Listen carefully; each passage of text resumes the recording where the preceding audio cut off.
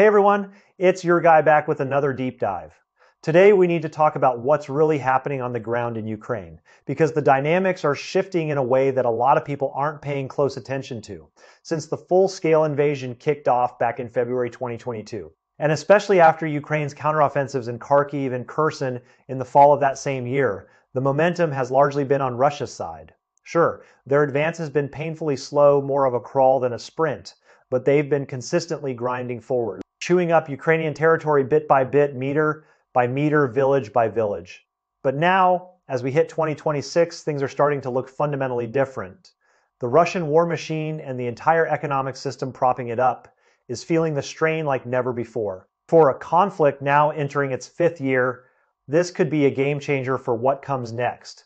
And from an American perspective, we have to ask the hard question, how long can Moscow really keep this up?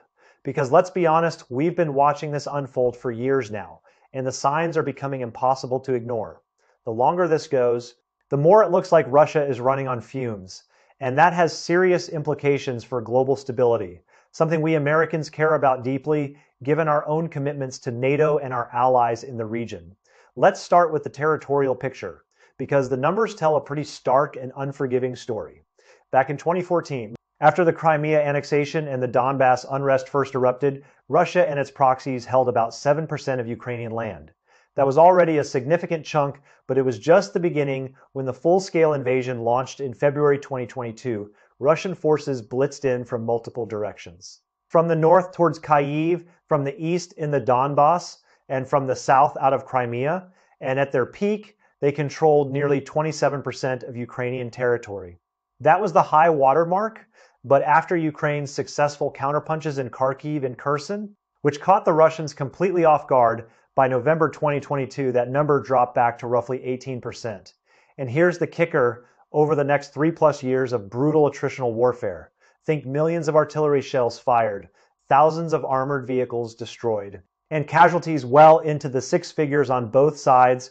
Russia only managed to grab an additional 1.5% of Ukrainian territory. That's it. That's the grand total for all that blood and treasure. For all those years of grinding combat, they've got basically nothing to show for it. As an American, I look at that and think, that's a terrible return on investment, even by Moscow standards. We've seen our own military campaigns in Iraq and Afghanistan, and we know what it takes to hold territory against a determined enemy. And Russia is failing at that basic task spectacularly. So now, according to assessments from British Defense Intelligence, the Swedish Defense Research Agency, and other mainstream intelligence outfits that we in the US collaborate with closely through our own intelligence sharing networks, Russian troop deaths have now hit 500,000. Let that sink in for a moment. 500,000 Russian soldiers killed in action. That represents about 3% of Russia's entire male population of fighting age. The war is eating through Russia's human capital at an alarming rate, and it's getting harder and harder to replenish those losses as time goes on. Entering 2026, Ukraine claims Russian monthly losses are around 35,000. Many Western analysts, including those our own Pentagon relies on for strategic assessments, agree that current casualty rates are actually higher than they were in 2024 and 2025. To lure young men into uniform, regional governments and the military are offering insanely generous packages, signing bonuses and pay that in poorer regions like Siberia and the Far East can equal several years' worth of average income for a typical family. Plus there's debt forgiveness, education perks for kids, housing subsidies, even land grants in some cases. But as this war drags on, fewer and fewer guys are taking the bait. The pool of willing recruits is shrinking, and the government is being forced to dig deeper into the barrel. In other words, Russia's casualty rate is starting to outpace its replacement rate. If that trend holds, their offensive capability is going to take a serious hit. And from where I'm sitting, that's a major problem for the Kremlin. We've seen this movie before in history. Eventually, you run out of bodies to throw at the problem. And Russia is not the Soviet Union anymore. They don't have the same demographic depth, and their population is aging and shrinking. Now, don't get me wrong, Ukraine isn't walking away unscathed demographically. They're under even more strain when you look at the percentages. Western think tanks, including some of our own American institutions like the RAND Corporation and the Center for Strategic and International Studies, Estimate Ukrainian military losses. Ukrainian citizens only, not counting foreign fighters from the International Legion, are around 600,000. That's a lower absolute number than Russia's, but Ukraine's total population is way smaller, so the social impact is magnified enormously. Every loss hits harder when you have fewer people to begin with, and that's exactly what the Kremlin has been banking on with their whole attrition strategy from day one. Their logic is brutally simple. Russia has more people, more industry, more natural resources, more everything. So even if they lose more in absolute terms, they believe Ukraine will hit its breaking point first. And for the past 3 years, that's basically been their playbook. They've been willing to trade massive losses on their side for even smaller gains on the ground just to bleed Ukraine dry. But here's the problem: the longer this war goes, the more that strategy backfires. Ukraine is bleeding, sure, but so is Russia. For the average Russian citizen, this conflict was supposed to be over in a flash. Putin told them it would be a quick operation. Yet here we are, January 2026, and it's been over 1,400 days. That's longer than the Great Patriotic War lasted from start to victory against Nazi Germany. That's a heavy symbolic milestone for a lot of Russians, and I think it's hitting them psychologically in ways we don't fully appreciate from our safe distance. Imagine being told this would be over in weeks, and now you're entering year 5 with no end in sight. That's a brutal reality check. And it's not just about territory. It's about the entire national psyche and the credibility of the leadership that made those promises.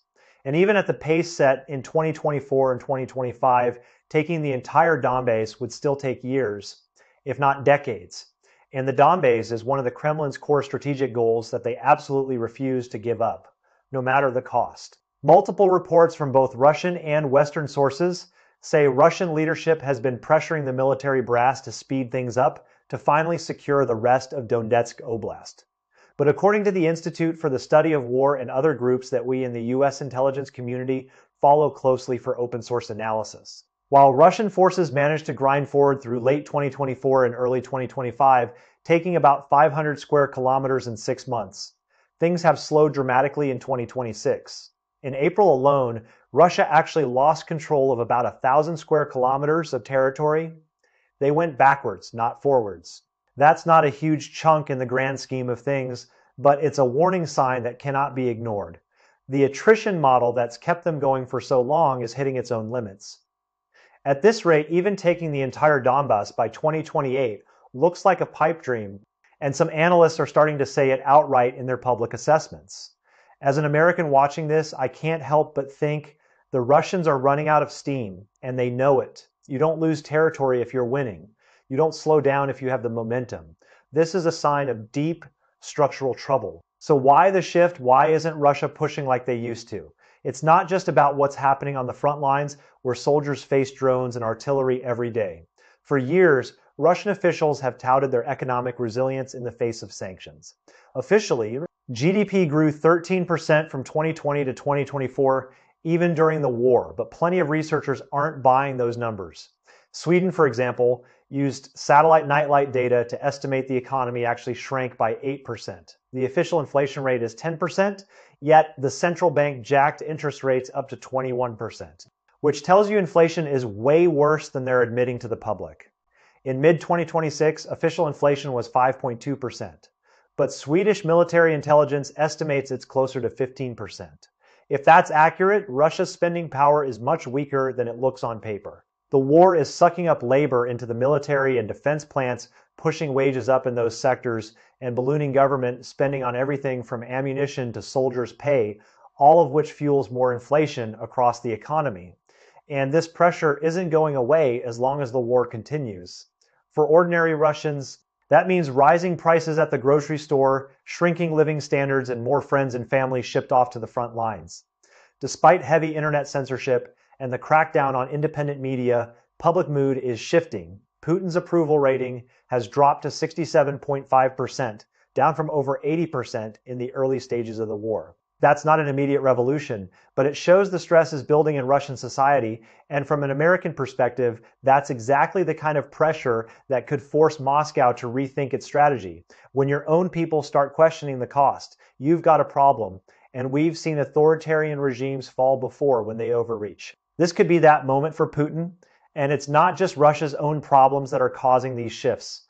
In early 2025, Zelensky rolled out a new strategic approach. If Russia brought the war to Ukraine, then Ukraine would bring the war back to Russia. Since then, Ukraine has scaled back large-scale ground offensives significantly. The 2023 counteroffensive proved that trying to punch through layered defenses in modern warfare is suicidal. Tanks and armor get chewed up by artillery ATGMs and drones before they can even make contact. So Ukraine pivoted to long-range strikes and asymmetric warfare. Their goal isn't just about reclaiming every square meter of land anymore. It's about making the war too expensive for Russia to sustain economically, politically, and socially. After the fall of Avdiivka in early 2024, Ukraine faced a severe shell shortage, U.S. aid was stalled in Congress for months, European production lagged far behind demand, and the situation looked grim. So they got creative. They went all in on cheap, mass-produced drones. In just 2 years, they built a massive domestic drone industry from almost nothing, with over 150 local companies now churning out FPV drones by the millions annually. These things cost a fraction of what missiles or artillery shells cost, but can wreck tanks, armored vehicles, and troop positions with terrifying accuracy. Russia copied the tactic, of course, and now the entire front, over 1,000 kilometers from north to south, has become a drone battlefield unlike anything in military history. The old playbook of massed armor and mechanized breakthroughs is completely obsolete. You can't move a convoy without being spotted and struck from above. Even medical evacuation vehicles get hit routinely. Wounded soldiers are waiting hours or days for help because it's too dangerous to send in ambulances. Early in the war, the ratio was 10 wounded for every 1 killed. Now, with drones everywhere, it's closer to 3 to 1 or 4 to 1. Guys who could have been saved in a different era are dying because they can't be evacuated in time. Some military researchers say up to 70% of all casualties on both sides are now directly or indirectly drone-related. This is a whole new kind of warfare, and Ukraine is writing the playbook as they go, in real time, under fire. As an American, I find that both fascinating and terrifying. This is the future of combat, and we're watching it being invented right in front of our eyes, with direct implications for our own military doctrine and equipment choices. Ukraine has actually built a 3-layer drone network that's worth paying close attention to. Layer 1, short-range FPV drones. The kind you see in countless videos online, hitting frontline troops and vehicles directly. Layer 2, medium-range strike drones targeting rear supply depots, ammunition dumps, and fuel storage areas behind the lines. Layer 3, long-range drones and missiles hitting critical economic infrastructure deep inside Russia itself. These 3 layers stack up to break the traditional war machine in ways that conventional armies aren't prepared for. Ukraine claims their 2026 drone production will be 5 times higher than 2025, which is an astonishing growth rate, and we're seeing it in action every day. More medium-range strikes hitting Russian ammunition dumps, fuel depots, assembly areas, air defenses, radar stations, drone warehouses, and supply routes. The key transport corridor linking Russia proper to Mariupol and then down to Crimea has been hit over 100 times in recent months, according to open-source trackers who monitor social media and satellite imagery. Tons of ammo, fuel, spare parts. And reinforcements are getting blown up en route to the front. Some Russian military bloggers who are usually pro-Kremlin even claim fuel supplies in parts of Crimea are starting to feel the pinch, which would be a major problem for Russian logistics. Russia is trying to build anti-drone defenses along major roads, metal nets, electronic jammers, even cages on vehicles. But that takes time and resources, and logistics can't stop while they build. On May 27th, Ukraine's 412th Brigade said drone attacks have forced Russia to restrict heavy military vehicle traffic on the critical R-280 supply corridor, which is vital for their entire southern front. Less supply means less offensive power, plain and simple. As an American, I look at this and think, that's exactly how you bog down a bigger enemy. You don't have to beat them in a fair fight, you just make it impossible for them to fight at all. It's asymmetrical warfare at its finest, and Ukraine is teaching a masterclass that military academies around the world will study for decades. Beyond logistics, Ukraine is going after Russia's economic lifeline, energy exports. Their long-range strike range has now reached about 2,000 kilometers, more than double what it was early in the war, thanks to new drone and missile technology. That puts a lot of Russian rear areas in the crosshairs for the first time. They're targeting refineries, storage depots, gas facilities, and export ports. Because oil and gas have always been Russia's biggest revenue source by far, this became even more critical in 2026. When the US-Israel-Iran conflict spiked oil prices after the Strait of Hormuz got tense and shipping lanes became dangerous, everyone thought Russia would cash in big, riding the wave of high prices.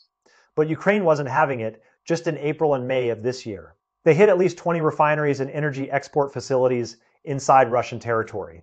The biggest strike was on the Tapsa refinery and export terminal on the Black Sea coast, which caused a massive fire and oil spill over 50 kilometers of coastline, contaminated. Smoke drifting as far as the resort city of Sochi, and even oily, ashy rain falling in some areas, according to local reports.